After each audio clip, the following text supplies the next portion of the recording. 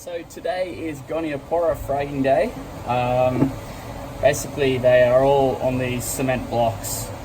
And gonies, as they or a lot of the gonies, especially the ones we keep here, they naturally grow upwards and into like a mound shape, just like it has just off that plug there. So the way that I cut them now is I literally just cut the top off and I leave a circle of coral tissue and skeleton around the bottom, and then I quarter or cut it up like a pizza with the bit that I removed from the top. So it's really quick and really simple, so I'll do that now.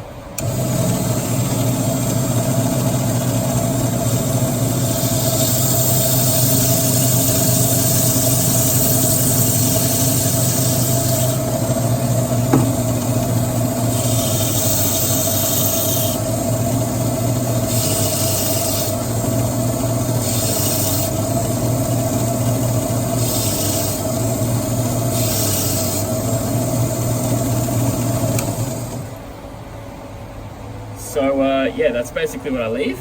A little ring of coral tissue around it. In a matter, well, actually you can see in the middle there, that's the original size piece that I started with. There's like bring that up close there, you can see a whiter part in the middle, and that's the original skeleton that was put down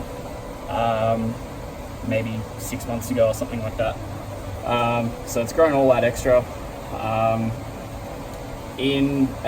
Now that it's established and tank hardy, it'll only take about 2 to 3 months to complete that dome again, and it'll be back ready to frag. So today that was pulled 6 frags off there, and there's about 40 more of those colonies to do today.